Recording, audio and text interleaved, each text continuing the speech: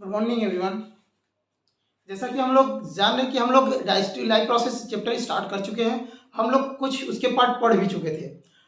केवल एक last topic बचा हुआ था, डाइजेशन ऑफ फूड। तो इसको आज स्टार्ट करते हैं, हम लोग आज इसको कंप्लीट करते हैं, जिसका नाम है डाइजेशन ऑफ फूड। सबसे पहले हम लोग क्वेश्चन ये उठता है कि फूड का डाइजेशन करने की जरूरत क्यों है। तो हम लोग पहले भी पढ़ चुके हैं कि जितने भी हमारे पास मैक्रोन्यूट्रिएंट्स है, मैक्रोमोलिक्यूल्स है, वह हमारे बॉडी के पास ये एबिलिटी नहीं है कि उसको ओरिजिनल फॉर्म में क्या कर सके, एब्जॉर्ब कर सके। तो हमारी बॉडी क्या करती है, उसको पहले ब्रेक डाउन करती है, सिंपल एब्जॉर्बल फॉर्म में कन्वर्ट करती है, जिसको हम लोग डाइजेशन कह रहे थे। फिर उसके बाद उसका एब्जॉर्प्शन करती है, फिर एसिमिलेशन करती है। तो यहाँ पे हम लोग फूड का डाइजेशन कैसे होता है, कौन कौन से एंजाइम्स हैं इसमें, इसकी बात करेंगे। तो सबसे पहले हम लोग स्टार्ट करेंगे डाइजेशन ऑफ फूड में क्या क्या पढ़ेंगे, पहले इसको देख लेते हैं। तो डाइजेशन ऑफ फूड में हम लोग पढ़ेंगे कार्बोहाइड्रेट की डाइजेशन के बारे में, प्रोटीन और फैट का डाइजेशन पढ़ेंगे। तीनों डाइजेशन में करना है, तीनों को देखते हैं। तो सबसे पहला जो टॉपिक है डाइजेशन ऑफ कार्बोहाइड्रेट, उसको देखते हैं कि कार्बोहाइड्रेट का डाइजेशन कैसे होता है। तीनों में एक साथ देखते हैं, डाइजेशन ऑफ कार्बोहाइड्रेट्स। हम लोग तीनों एक साथ देखते हैं कि डाइजेशन ऑफ कार्बोहाइड्रेट हो गया, प्रोटीन, फैट, और ये तीनों का डाइजेशन जो होता है, तीनों एक साथ स्टार्ट करते हैं लोग। डाइजेशन ऑफ कार्बोहाइड्रेट, प्रोटीन और फैट, कहां पे इसका डाइजेशन कैसे होता है। तो सबसे पहले हम लोग देखते हैं इन तीनों का डाइजेशन बक्कल कैविटी में कैसे होता है, इसकी बात करेंगे। सबसे पहला इन बक्कल कैविटी।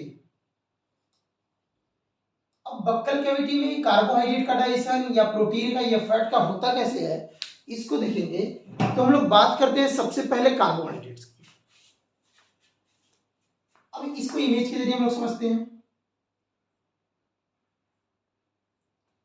मान लेते हैं कोई पर्सन है जो कार्बोहाइड्रेट को ईट कर लिया, खा लिया है, और बक्कल कैविटी में जाने के बाद इसका डाइजेशन कैसे होगा, हम लोग इसी की बात करेंगे।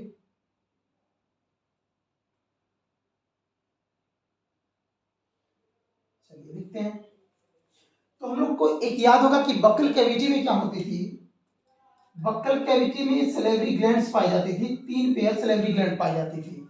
एक पेयर ईएल के नीचे, जिसको हम लोग कहते थे पैरोटिड ग्लैंड। मान लेते पूरा ह्यूमन की बॉडी है, ये ह्यूमन का बक्कल कैविटी है। यहाँ पे फायरिंग्स होता था और फिर ओसोफेगस होती थी। इस टंग के नीचे, यहाँ जो टंग होती थी, टंग के नीचे एक पेयर सलेवरी ग्लैंड्स होता था, और इस सलेवरी ग्लैंड्स को हम लोग कहते थे सबलिंगुअल,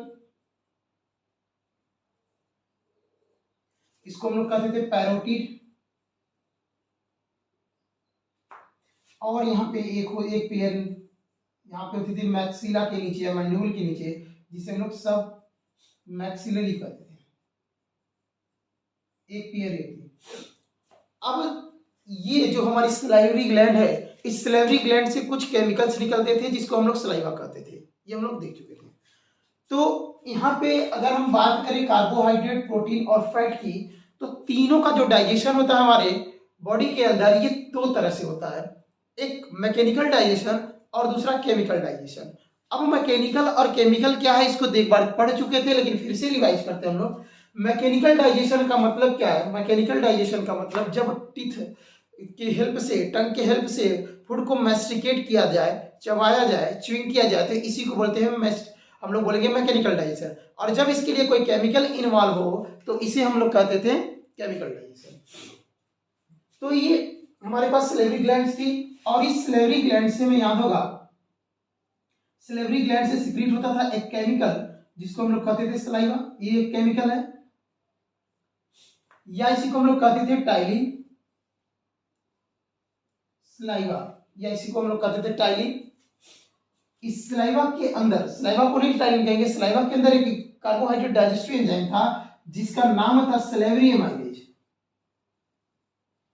सलेवरी एमाइलेज, इस सलेवरी एमाइलेज को हम लोग कहते थे टाइलिन।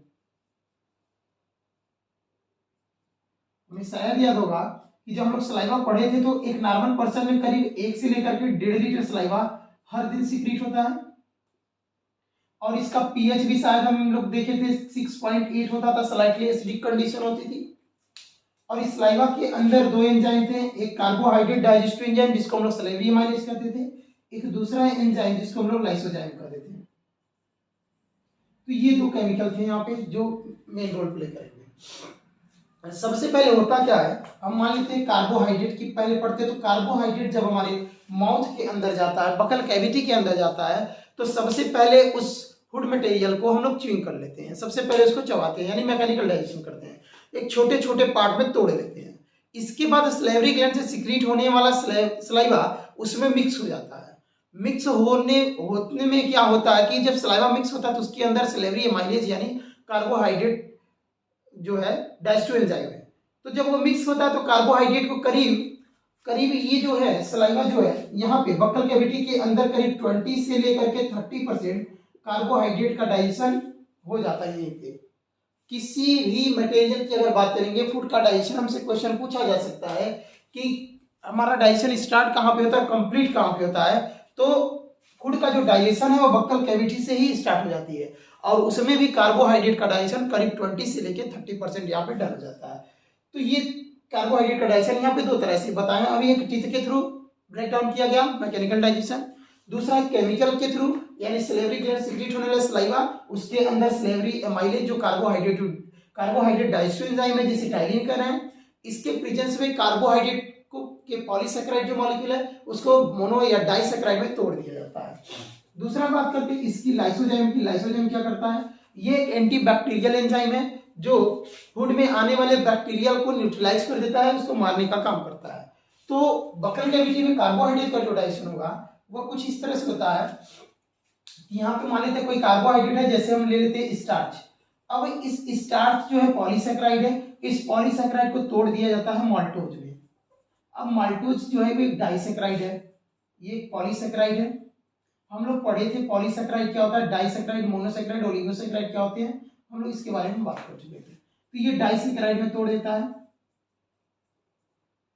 अब कौन तोड़ता है, जिसकी अभी हम लोग बात किए हैं सलेवरी एमाइलेज यानी कार्बोहाइड्रेट डाइजेस्टिव एंजाइम से पूछा जा सकता है कि कार्बोहाइड्रेट डाइजेस्टिव एंजाइम कौन है, तो सलेवरी एमाइलेज, या हम लोग बताएंगे एमाइलेज, सलाइवा से सीक्रेट होने वाला सलेवरी एमाइलेज।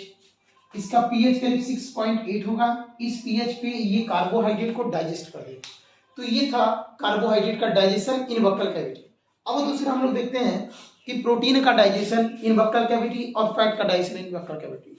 तो जब हम बात करेंगे प्रोटीन का डाइजेशन बक्कल कैविटी में, तो यहाँ पे हमें याद रखेंगे सलाइवा से कोई भी प्रोटीन डाइजेस्टिव एंजाइम सीक्रेट नहीं होता है, इसलिए हम इसको कहेंगे कि बक्कल कैविटी में प्रोटीन का डाइजेशन नहीं होता है।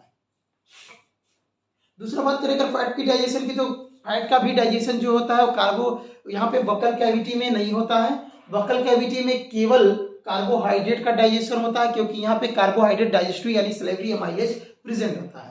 प्रोटीन डाइजेस्टिव एंजाइम कार्बो और फैट डाइजेस्टिव एंजाइम यहाँ पे नहीं पाया जाता है, इसलिए बक्कल कैविटी में प्रोटीन और फैट का डाइजेशन नहीं होता है। केवल कार्बोहाइड्रेट का वो भी पूरी तरह से नहीं, केवल पार्शियल डाइजेशन यानी 20 से लेकर के 30% केवल डाइजेशन होगा।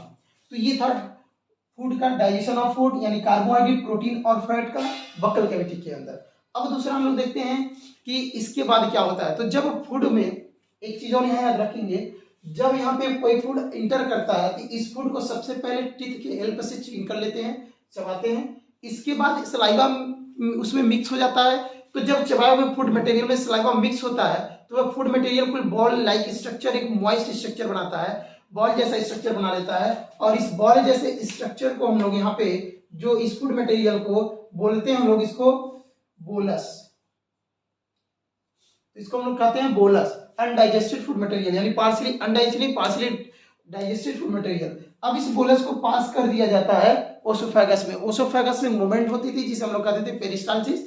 तो इस पेरिस्टाल्सिस मूवमेंट्स के थ्रू ये पास कर दिया जाएगा ओसोफेगस में, ओसोफेगस से स्टमक में। याद रखेंगे ओसोफेगस में कोई भी डाइजेस्टिव एंजाइम ओसोफेगस से सीक्रेट नहीं होता है, इसलिए यहाँ पे कार्बोहाइड्रेट, प्रोटीन या फैट या किसी भी फूड मटेरियल का डाइजेशन ओसोफेगस में नहीं होता है। ये केवल एक तरह से करता क्या है, ओसोफेगस जो है वह फूड मटेरियल को बक्कल कैविटी से या बोलस को बक्कल कैविटी से स्टमक तक भेजने का काम करता है केवल। तो ये था कार्बोहाइड्रेट का डाइजेशन, प्रोटीन का डाइजेशन और फैट का डाइजेशन कहाँ पे,